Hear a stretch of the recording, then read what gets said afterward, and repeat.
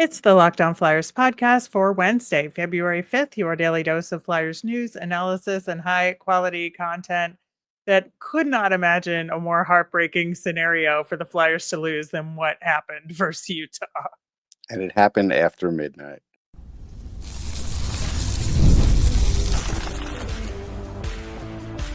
You're Locked On Flyers, your daily podcast on the Philadelphia Flyers.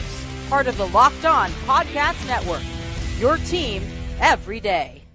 Hey there, and thanks for making Locked On Flyers your first listen every day. I am Rachel Donner. I've been podcasting about the Flyers, the NHL, and hockey for a decade. I'm here, as always, with prospect expert and Flyers credentialed reporter for 19 years, Russ Cohen.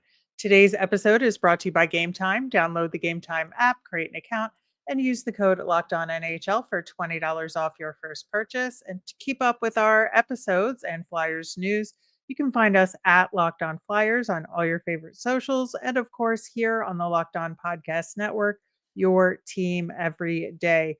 We have an extra large mailbag today to get to with all of your comments and questions related to the big trade and what the Flyers are going to do moving forward. But I'm still like, it is what a performance by Sam Ersson. And Yeah. to the broadcast that it wasted on that effort, I think defensively, it was just really rough to see. Yeah, it was. And the Flyers had trouble generating shots for big stretches of this game. And it was frustrating too, because for periods in the third period, they had open shots and they're missing the net. And it's just, there's nothing more frustrating than that. And probably for Ersson watching that, it's very frustrating. Yeah. So the Flyers' average shots against per game for this season has been 26.8, which is eighth in the NHL. Real solid. And we know that, right? From Yeah, sure. the really strong defensive structure that the Flyers have had for most of this season. And tonight, Utah got 37 shots on goal in regulation alone.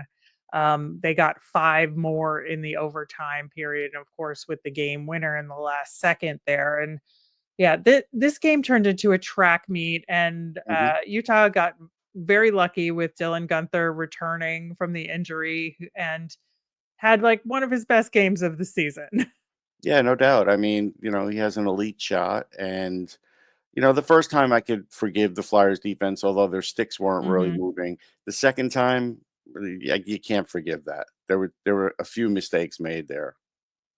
Yeah, I absolutely agree. And you mentioned the Flyers' inability to get shots on goal. Well, only 9 shots on goal total in the last 40 minutes of the game. Like, you're not going to win if No. that's the level of output you're putting in there. Yeah, no, there's no doubt. And something that's frustrating for me is just watching John Tortorella put out Noah Cates for faceoffs time after time again in like overtime, and watching him lose faceoffs time and time after again. Here's a thought. You could put him out on the wing. I don't care that Noah Cates is on the ice. What I care about is just getting schooled on faceoffs. And in overtime, if you Yeah. lose possession, you may never get the puck back. Right. And, we have pulled up these stats. We've mentioned them multiple times in the last several weeks, and they have not changed their strategy for No. faceoffs at all. I'm really bummed out for Rodrigo Abols, gets his first NHL goal, and then he has to Yeah. be all, well, the team was bad, like Right. He can't enjoy it. you can't enjoy it as much because I love a good first NHL goal. So I thought congrats to Gaucher him. should get a point too. He may end up getting it after the fact. I wouldn't be surprised if we wake up that he gets an assist. Yeah, I hope so because I think that fourth line was working real It was hard, good. and Yeah, it did a good job. yeah, I think overall, I think man, they are still definitely shorthanded here. It But not overall, not so much on defense, and that's the part I'm not gonna give no. them a break on. Defensively, they're fine, and defensively is what cost them in the end. So they're shorthanded otherwise. Agree. But I really think Cam York probably could have had a better game Mhm. for sure. I think Drysdale was pretty much non-existent. I guess Yeah. he got like a couple Overtime, he got shots. a couple of chances, and one missed the net Hmm. completely, and then one hit the net. Yeah, I Yeah. mean, there were stretches where you could tell, like, when it was 2-1, I'm sure everybody felt like Utah was gonna tie that game up. Oh yeah. Oh yeah. It was just Everybody a could matter of feel it. time. Yeah. Yeah, for sure. It was a real rough go of it there. It is really hard with the team being in limbo. And I say they're shorthanded because they are, right? Because I think under normal circumstances, like even if Nick Delorier is ready to go and ready to come off IR, I don't think he would be in this game in normal circumstances, right? Sure, but here's the thing, though. Now for the game against the Capitals, you don't have to be shorthanded. If you call State Department and they're like, "Yeah, we don't know what the holdup is," then call up anybody from Lehigh, Mhm, anybody. mhm, But I'm not sure John's gonna do that. And I say John because, if Danny calls up somebody and John doesn't use them, it's just a waste. And so right. to me, it can't be used as an excuse because there are people you can call up. They may not be your number one choices in life to give an NHL chance to, but you never know what happens when you put them in the game and they're fresh legs compared to what you have. I think so. It's real tough, you know, given given everything, but at the same time, I just I'm glad they scored a couple of goals in this game Sure. and Yeah, they score needed and to break kind of the scored a streak. third, right? Yeah. Even if it didn't count because of the Mhm. offside, at least the play worked and they got Mhm. some offense out of it. So that is a good thing. I just think that like they absolutely just let Utah dictate the pace of play of this No question. game, the style of play. Keller, Sergachev, they were skating at Mhm. will, man. Yeah, and this is not a team that's that good in the grand No. scheme, No, but these are right? good players that we're talking about. Yeah. No question. Sure. Sure, but the Flyers should have figured out a way defensively to slow Utah down and to make sure that those guys weren't getting those chances.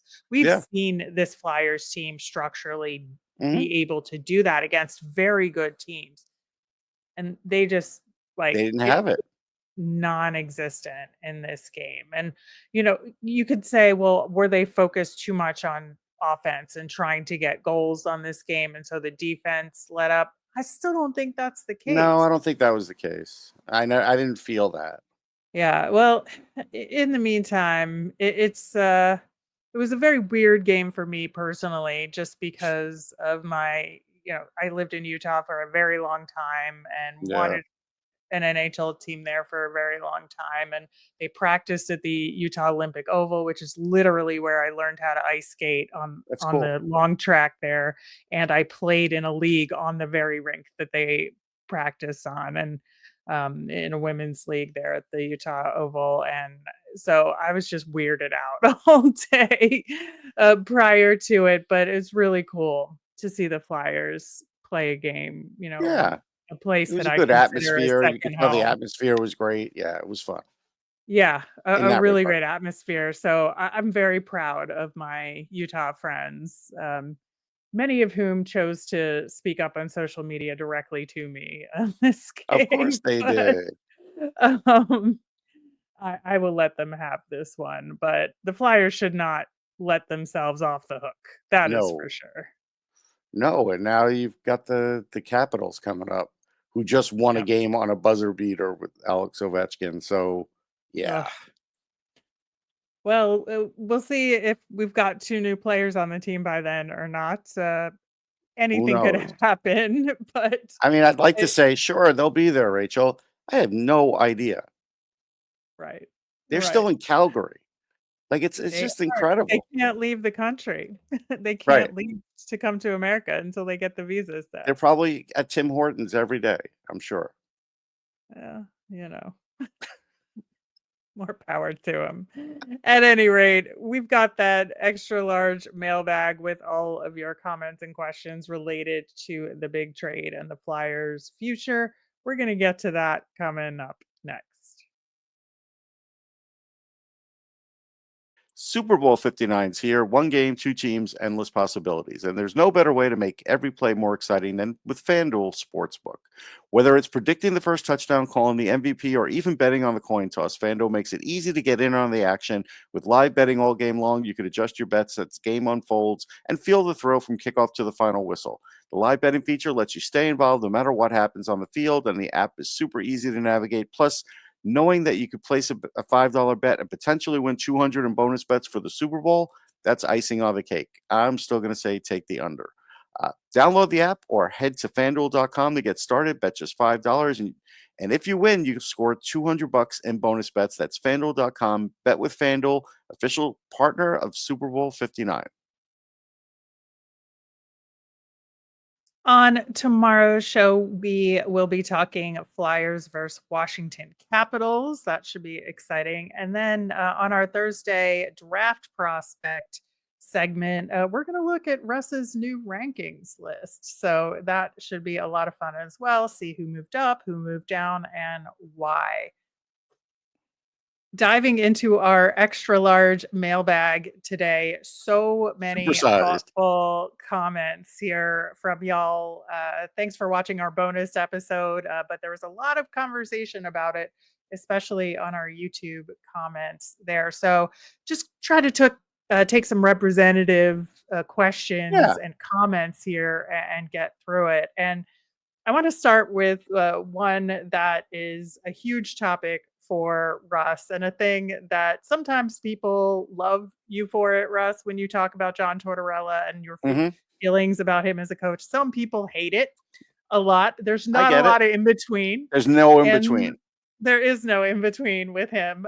Sometimes I try and go to bat for him, and sometimes I'm like, no, Russ, you are correct. So he's a polarizing guy. He is. And nothing changed in our comments related to it, because I think a lot of people are kind of questioning the Flyers player development and how John Tortorella relates to that. So on Tortorella, here's a couple of representative comments that we got on YouTube and social. So Midnight Lexicon said, the choices this coach and GM makes me shake my head. Why is Torts part of this rebuild? He won't be the coach in 2 years max. The team, scheme, and coaching will all be different. And then Math 40 on Blue Sky said, I truly believe that Torts has to go. I like him, but I don't believe he knows how to develop the youngsters. I think there's a lot of sense to that. I mean, there are some players where Torts will make them better, no question. And then there's, the methods and everything else. Again, like, I think it was okay what he was doing with Michkov for half a season. Now I don't think it's as okay. And so you have those things. And then you also look at some of the other younger players and, they come up, they get a quick look, they go back down. Maybe somebody gets to stay, like maybe Andre finally gets to stay, but he should have stayed in the first place. And these are the things. And it's not like I pull it out of thin air with Tortorella. I mean, I did cover the Stanley Cup with him in Tampa, so I got a really good chance to kind of see what he was like there. Covered him with the Rangers and covered him with the Flyers. So I've covered John Tortorella for a long time, and I haven't seen enough evidence where he should be included in player development discussions. But I think it's pretty safe to say, and I couldn't get somebody to say no with the latest moves, that clearly his stamp was on that. Yeah, I think your point about he's good for some players and not good for others. I think you can say that about almost any coach, right? Yeah. So Yes. there's a reason why John Tortorella is a little bit more polarizing than, Yes. and it's because I think the swath of it is much wider there. And I think you saw with Morgan Frost and with Joel Farabee that there was definitely conflict there. Oh, yeah. And I think that absolutely caused problems for both of those players. I think, Yes. In some ways, yes, they're professionals. They should be able to handle it. They should be able to work through it. And based on the promise of their skill, they should have been doing better in the grand scheme of things. And I think you can say that. But I also think you can say that Tortorella, maybe threw a wrench into their development as well. And So, when you have to trade or a GM feels like they have to trade two guys who had a lot of promise but maybe didn't deliver, like I understand why you want to look to Tortorella Hmm. and say, what's the difference here? And is what happened with them worth some of the good that he may have done for other players? It's a good Right. question to ask. And It's I still it's a don't know that very we good have an question. answer to it. No, I mean, again, my whole assertion was you could write off Farabee to getting cap space, and I would say yes, that's true. Frost, no, that didn't have anything to do with cap space in my mind. So I think also it's a fair point to make about the term of his coaching career with the Yes. Flyers. Oh, And it's a very fair I term. I personally don't see him coaching the Flyers for more than 2 more years, absolute Agreed. maximum. Agreed. So I think, that's a fair point to make as well. And if you're trying to build a sustainable, successful team for the long term and you're tailoring it to his coaching style, that's a question that Right. I have as well. But both good points They from great both of points. those commenters there. Now, as far as potential other deals, Elliot commented, "Could anyone see the Flyers trading picks for Cousins?" And this is Dylan Cousins, not Right. Nick. Right. Nick, And unfortunately, is in bed with a yeah, knee injury, and we hope yeah, he gets yeah, well soon. right. And Power or Byram, we have a lot of picks to spare this offseason. Yeah, I don't think they have any appetite to trade Power, and I don't think they would trade Byram unless it was a blockbuster, which with the Flyers it wouldn't be. Right. Uh, Cousins, I do think is tradable, and so, but it's going to take more than picks, and that's one where I look at that deal and I say, okay, if it's Cousins, you might have to also take on some salary. Uh, let's say they want to trade Matthias Samuelson because they were like, he gets hurt too much. And I'm sure the Flyers like him, and there's a lot of things to like, but he has had the injury bug for the way he plays. They might say it's Cousins and Samuelson, and now it's Picks and whoever, and you can name it. It could be Luchenko, it could be Bonk, it could be one of those, and then some other players. That's what it's going to take to get Dylan Cousins. Otherwise, they're not going to trade him. They don't have to trade him. Yeah, I think that's absolutely spot on. I think it will take a lot more to get a guy like him. And I don't know that the Flyers have the prospects in the system to be a nice little carrot to add in because they just don't have them right now Right. that I think would be good enough or at the right point in their development to That's a make big it key worth thing. it. Yes. That's, I Because think, they're the looking key for for somebody who me. can help them on the roster now for sure. They're not Right. trading And somebody Flyers without don't getting a have that. yeah, that at this point they're running low on that. Yeah, it's like 2 to Otherwise, it'll 3 be Tyson years away, Forster, like, if that's who you wanna give up. Like, it's which gonna the Flyers are not trading him. no, no. So that's what I'm saying, yeah. Yeah, absolutely. Now, the other big thing that we got a lot of Flames fans on our YouTube comments here, checking out our perspective We on appreciate the it. deal, and absolutely appreciate it. And so just to maybe give a little context in terms of what the Calgary fans are saying about it, Blair Kerr said Philly is getting a second rounder in 2025, which might be the best part of the trade for them.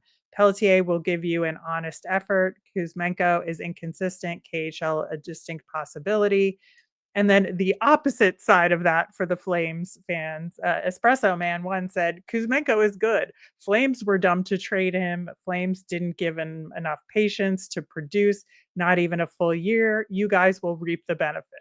So big gamut of thoughts there, It's a big right? gamut. Look, I know Craig Conroy a little bit, the GM, because we had interviewed him a lot on our previous show, Hockey Prospect Radio. So I got to know the way he thinks and the kind of positive guy he is. He gives players as much chance as he feels they're worthy of getting.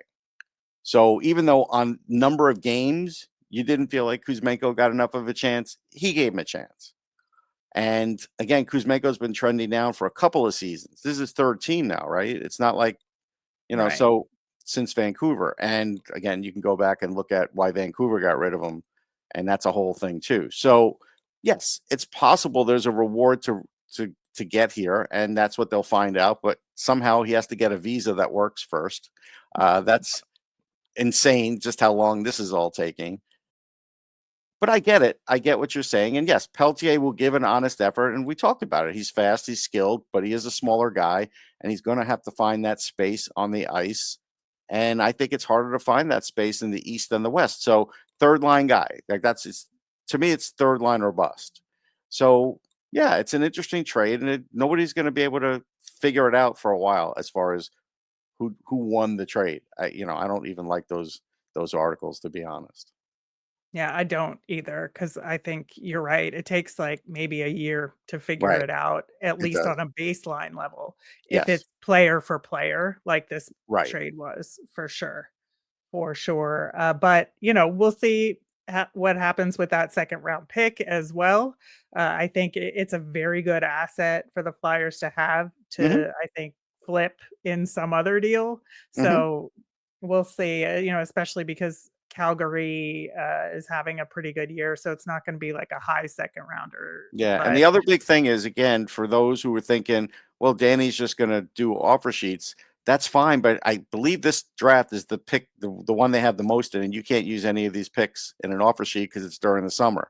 So these yep, picks will have been expired. So he'll either have to try and get picks for next year's draft, which is going to be hard because people so far love next year's draft.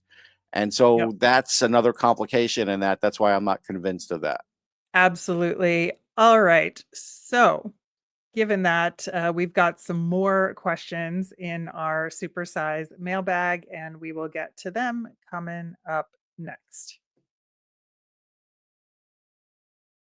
Looking for tickets for your next big event, whether it's a concert, a comedy show, or a sporting event, finding the right ticket at the right price can be a headache, but with Game Time Picks, it's never been easier. And let me tell you how it works. With Game Time Picks, the app does all the hard work for you. It curates the best deals so you don't have to waste time searching through endless ticket listings. I've been using Game Time Picks for a while now, and the curated deals make it super simple to find great tickets at a great price. No more sifting through thousands of options. And the seat view feature is a game changer. I always make sure to see exactly what my seat view will look like in the building, and it's so reassuring. The best part is you're covered with Game Time's lowest price guarantee. If you find a better deal somewhere else, they'll refund you 110% of the difference. Plus, your tickets are guaranteed to be delivered on time with easy cancellation options if something comes up. So take the guesswork out of buying tickets with Game Time. Download the Game Time app, create an account, and use the code Locked On NHL for $20 off your first purchase. Terms apply.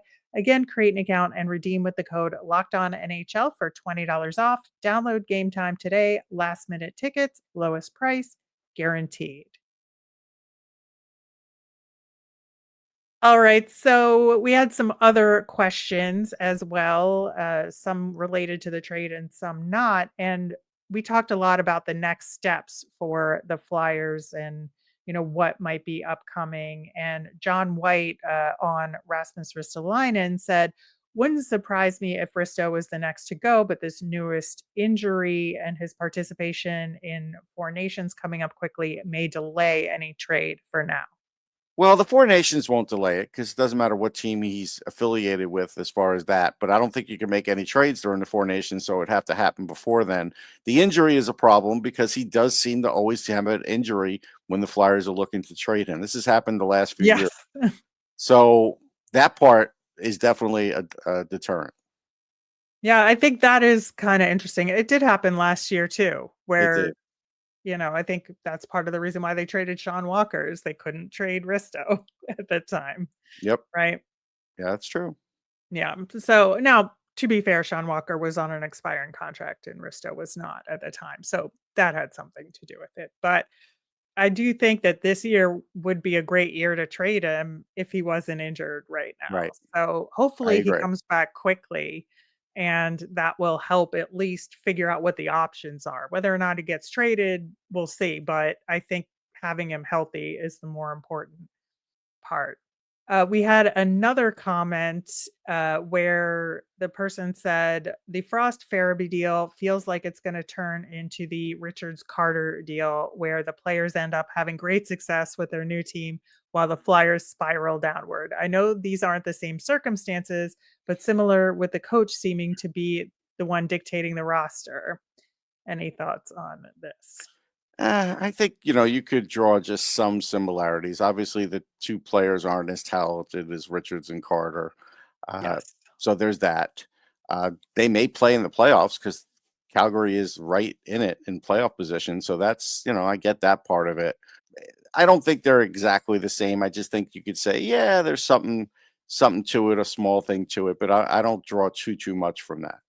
Yeah, yeah, and that was John. We got that Okay. message on Twitter.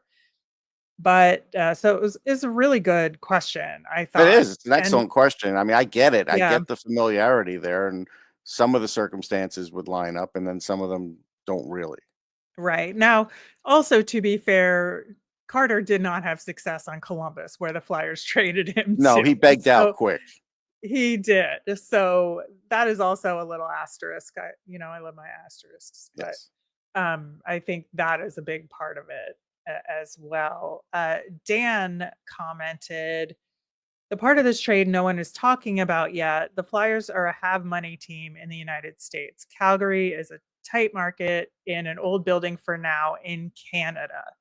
The Flyers, I think, are setting themselves up to be cap available as this change happens. If I'm right, they'll be in a position to pounce on high skill players that demand higher dollars, whether that be through trade or signings. I guess we'll see. I hope they're smart. And so, do you think that, you know, this cap space means more for a US team than a Canadian team? I mean, without getting political, it kind of depends on the tariffs because if the tariffs exist, Yeah. I heard them say they expected the loonie to go down to like 62 cents for as par to the US dollar. So if that's the case, sure. And I do think that is something that we haven't talked about because it's all in flux and now it's been delayed 30 days. So it's more in flux. The cap part's real. Uh, being able to pounce on players, no, you'll be able to bid on them against other teams. And if those other teams are playoff teams, then that's going to be something where the Flyers are going to have to overpay, and even overpaying may not get them. So that's where it's like you could be in that position and still have trouble getting top talent. Yeah, and I think, obviously the Florida teams have an advantage with the no state income tax situation down there in terms of free agents. Yeah. And I But that can't wait doesn't for the new always. Calgary building. I actually want to go to a Oh, game there. I haven't gone to the old place because the old place was like Pacific Coliseum. And no offense, but I don't want to sit up in the basically on the catwalk like I did at Pacific Coliseum for the World Juniors in '05. I don't need to do that ever again. So I'm waiting. yeah. Well, I've been to the Saddle Dome twice, once before the flood and once after the Okay. flood, after the renovations, and I had a great I'm time sure you did. going to Fans are games awesome. And there. there's the Red Mile Yeah. there and all that. Yeah, yeah, and I did, I wore, of course, I wore a Johnny Gaudreau Flames jersey when I went to the game Awesome. there, so, because he was still on that team at the Yeah, time, yeah, yeah. and so, I have very good feelings about my Yeah, sure. experience in That's cool. Calgary. Lorenza Lore said, I believe Danny when he said this trade clears cap space. Do you think with this cap space available, especially before the trade deadline, he can now broker other trades and manufacture more draft picks? I love that strategy. Sure. He definitely could get more draft picks. I wouldn't get any more for this draft though. Oh God, Like no. it's just too much. And he's already going to have to broker some of it out because the draft's just not as deep as that all those picks warrant. So there's that. If you can get 2026 picks, great. Nobody's been able to get a 2026 pick if you notice. So that's a little bit of a tell. So yeah, I think it'll put him in the position of making phone calls to broker a deal, but it's still going to be hard to broker a deal because other teams are going to broker deals. Yeah, I think obviously teams are being stingy with 2026 picks because That's I obvious. haven't seen many of them in any of these deals No, moving forward. But like or one or two, I think. they're very much protected, right? Yeah, yeah, If at all. And I think that the Flyers are going to have to probably burn more 2025 picks than they would have, equivalent to some Right. other year, even like last year's draft or next year's draft. I think, Right. as we know, this draft isn't worth as much overall. But yeah, I think I would not be shocked if there's a draft day deal that happens in terms of No, it a wouldn't player. surprise me. And I'll be out there. I know maybe a lot of media people won't, so I'll be keeping an eye out. I'll be doing coverage for Sirius. So yeah, if something happens, I'll certainly tweet it. Yeah, I think it'll be really interesting to see what he can get done at the draft, because I Yeah. think that Well, he won't be at the draft, but we get it. At the draft, but in at Voorhees. the draft, but in Voorhees, if he flips, 2 or 3 of those seconds, Right. for a late first or Right. for a player, Right. I think that's entirely possible. Yeah, And sure. he's going to try and make something happen at the draft.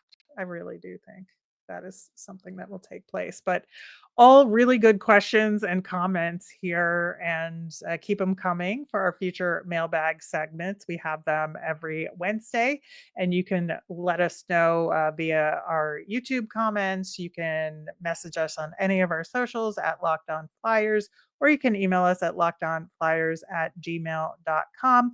On tomorrow's show, we're going to talk Flyers versus Caps, and we're going to talk about Russ's new draft rankings. Speaking of the draft, that'll do it for today's show. I am Rachel. I'm on Blue Sky and Twitter at rmiriam. That's RMIRIAM.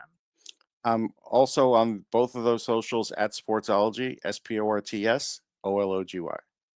Thanks for making Locked On Flyers your first listen today. For your next listen, find Locked On Fantasy Hockey, become a fantasy hockey expert, and get the edge over your league mates with daily tips from Steal and Flip. Find Locked On Fantasy Hockey on YouTube or wherever you listen to podcasts. Have a great day, everyone.